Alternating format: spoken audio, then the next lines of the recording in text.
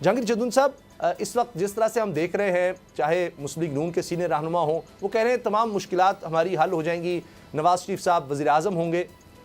یہ اعتماد کس طرح سے سر آ جاتا ہے ہمارے سسٹم میں؟ 4 سال پہلے ہم یہ کہہ سکتے تھے بڑے وثوق سے کہ جی میاں صاحب کے لیے کوئی ریلیف نہیں ہے، ہر جگہ ان کے لیے سزائیں ہیں. آج آپ کو، مجھے، احمد ضیاء صاحب کو، بچے کو پتا ہے کہ جی اب میاں نواز شریف صاحب کے لیے سب راستے کلیئر ہیں. تو یہ سسٹم کیسے ہمارا ورک کرتا ہے؟ قانونی طور پر اس میں کچھ سمجھ آ سکتی ہے؟ بسم اللہ الرحمن الرحیم. بہت شکریہ جی. دیکھیں، سسٹم تو جنہوں نے بنایا ہے وہ اپنے حالات کے مطابق اس سسٹم کو چلا رہے ہیں اور چلاتے رہیں گے سسٹم کو. بات یہ ہے کہ اگر آپ سمجھنا کہ سسٹم 2017-18 میں کس طرح فنکشن کر رہا تھا، تو کورٹوں نے کس طرح سزا دی، کس طرح کیس بنائے گئے، تو وہ پہلے اگر تھوڑا سا اور پیچھے ہسٹری میں 20 سال چلے جائیں تو طیارہ ہائی جیکنگ کیس میں جج کو یہ ڈائریکشن تھی کہ جعفری صاحب بعد میں سپریم کورٹ کے جج بنے کہ ان کو ہر صورت ڈیتھ پینلٹی دینی ہے، ڈیتھ کی سزا دینی ہے. تو اس نے پھر کوئی تھوڑا سا سٹینڈ لیا، اس نے کہا جی ڈیتھ اب بہت زیادتی ہو جائے گی تو لائف امپریزمنٹ دیتے ہیں. پھر آپ نے دیکھا لائف امپریزمنٹ کس طرح ختم ہوئی. تو یہ تو پاکستان کی تاریخ ہے کہ جب پولیٹیکلی وکٹمائزیشن کے لیے کیس بنائے جاتے ہیں تو اس میں پھر جینین جو کیس اگر بنتا بھی ہو کسی کے خلاف تو وہ سیاست کی نظر ہو جاتا ہے.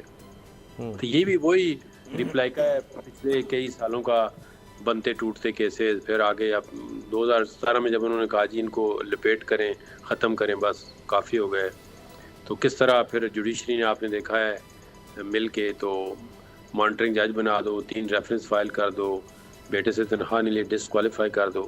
تو اب ان چیزوں کو میرے خیال میں ریورس انہوں نے سوچا ہے کہ یہ ہم نے غلطی کی تھی اس وقت. جو سسٹم تو وہی ہے، بندے ایک چلا جاتا ہے دوسرا آتا ہے، لیکن جو وہ سسٹم چلانے والے ان کا سسٹم مضبوط بھی ہے، وہ اسی طرح چل رہا ہے. لیکن جہانگیر صاحب کہیں ایسا تو نہیں کہ کل جسٹس قاضی فائز عیسیٰ صاحب تھے، آج جسٹس مظاہر علی اکبر نقوی ہیں؟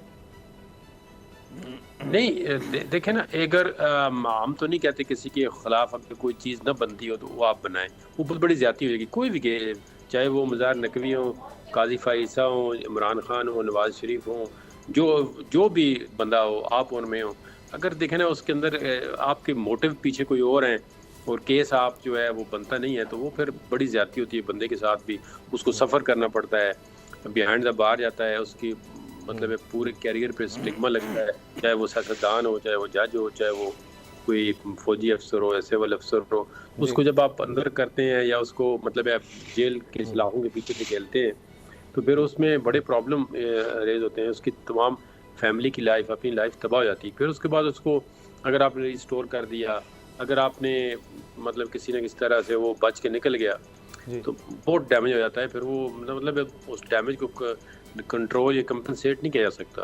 تو میرا تو اپنا ذاتی ویو ہے کہ اگر کیس نہیں بنتا ہوا لا کے مطابق، اس کے خلاف کوئی ایویڈنس نہیں ہے، پروسیکیوشن نہیں ہے، تو پھر جو لوگ کیس بناتے ہیں ان کو تھوڑا سا اس پہ اپنے چیزوں پہ غور کرنا چاہیے اور ماس پولیٹیکل وکٹمائزیشن، وچ ہنٹنگ یا کسی بندے کو اپنے راستے سے ریموو کرنے کے لیے کیس نہیں بنانا چاہیے. اگر آپ کو یہ ویڈیو پسند آئی تو سبسکرائب کریں اور بیل پر کلک کریں. سبسکرائب کریں اور بیل دبائیں تاکہ کوئی خبر رہ نہ جائے.